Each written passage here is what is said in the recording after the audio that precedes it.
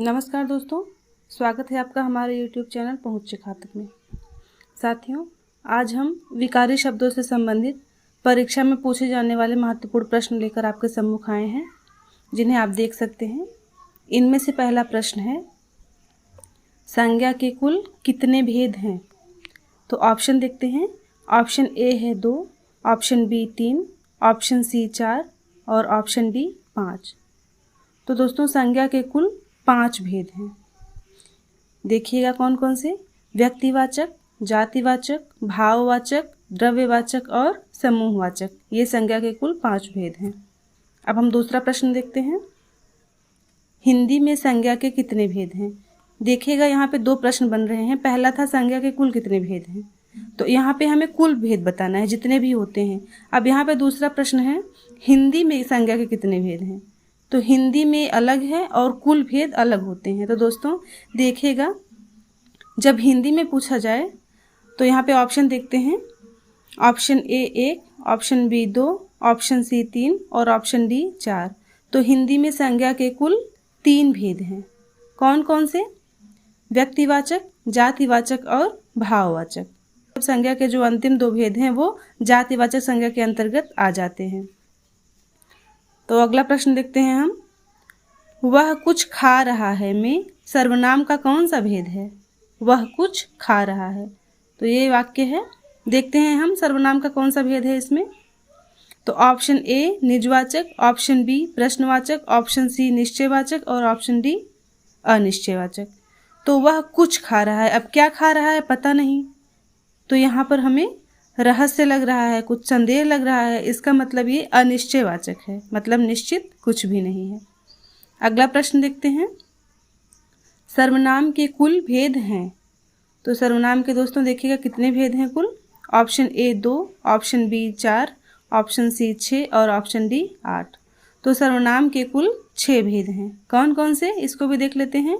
पुरुषवाचक, निजवाचक, संबंधवाचक, प्रश्नवाचक, निश्चयवाचक और अनिश्चयवाचक, ये सर्वनाम के कुल भेद हैं। अब हम अगला प्रश्न देखते हैं। निम्न में सर्वनाम का कौन सा भेद नहीं है? तो देखिएगा, यहाँ पे हमें बताना है सर्वनाम का कौन सा भेद नहीं है। ऑप्शन ए संबंधवाचक, ऑप्शन बी इच्छावाचक, ऑप्शन सी निजवाचक और ऑप्शन डी अनिश्चयवाचक। तो देखिएगा, यहाँ पे सर्वनाम का भेद इच्छावाचक नहीं है। अगला प्रश्न देखते हैं। विशेषण के मुख्य रूप से कितने भेद हैं? तो option A 3, option B 4, option C 5 और ऑप्शन डी 6। तो विशेषण के मुख्य रूप से दोस्तों 4 भेद हैं। गुणवाचक, परिमाणवाचक, संख्यावाचक और सार्वनामिक। अगला प्रश्न देखते हैं अब हम। विशेषण का भेद नहीं है, तो यहाँ पे हमें बताना है विशेषण का कौन सा भेद नहीं है। ऑप्शन ए निश्चयवाचक, ऑप्शन बी संख्यावाचक, ऑप्शन सी गुणवाचक और ऑप्शन डी परिमाणवाचक। तो दोस्तों यहाँ पे विशेषण का कौन सा भेद नहीं है? निश्चयवाचक। ये किसका भेद है? ये सर्वनाम का भेद है, इसको याद रखिएगा। अगला प्रश्न देखते हैं अब हम। विशेषण का भेद नहीं है, यहाँ भी हमें विशेषण का भेद ही बताना है। ऑप्शन देखते हैं। ऑप्शन ए गुणवाचक, ऑप्शन बी परिमाणवाचक, ऑप्शन सी सार्वनामिक और ऑप्शन डी निजवाचक। तो विशेषण का कौन सा भेद नहीं है? ऑप्शन डी निजवाचक। अगला प्रश्न है, संज्ञा का भेद नहीं है। तो यहाँ पे ऑप्शन देखते हैं। पहला समूहवाचक ऑप्शन है, दूसरा है संदेहवाचक, तीसरा जातिवाचक और चौथा व्यक्तिवाचक। तो यहाँ पर देखते हैं हम, ऑप्शन बी जो है संदेहवाचक, वो संज्ञा का भेद नहीं है। अगला प्रश्न देखते हैं। जिसकी विशेषता बताई जाए उसे कहते हैं। तो जिसकी विशेषता बताई जाए उसे क्या कहते हैं? ऑप्शन ए संज्ञा, ऑप्शन बी सर्वनाम, ऑप्शन सी विशेष्य और ऑप्शन डी विशेषण। तो जिसकी विशेषता बताई जाए वो विशेष्य है, उसे विशेष्य कहते हैं। अब देखिएगा अगला प्रश्न। चतुर शिकारी ने बड़ा सा जाल बिछाकर मोटे शेर का शिकार किया। इसको बहुत ध्यान से देखिएगा। में कितने विशेषण और कितने विशेष्य हैं? तो यहाँ पर फिर से देख लेते हैं। चतुर शिकारी ने बड़ा सा जाल बिछाकर मोटे शेर का शिकार किया।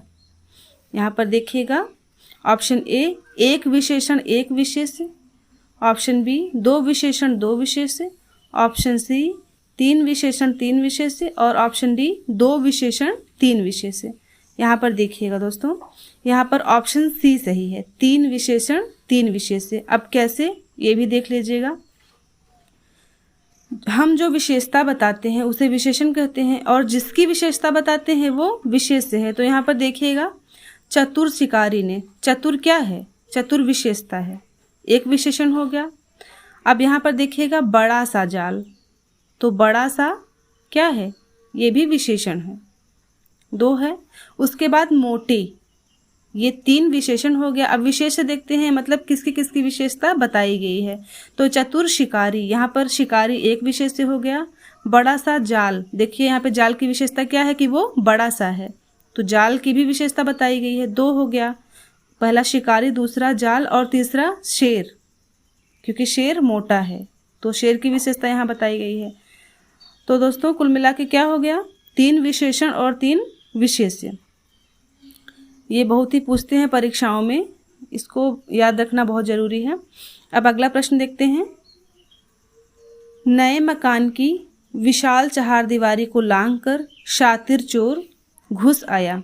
अब देखिएगा, यहाँ भी ये पिछले जैसा ही प्रश्न है। इसमें कितने विशेषण और कितने विशेष्य हैं।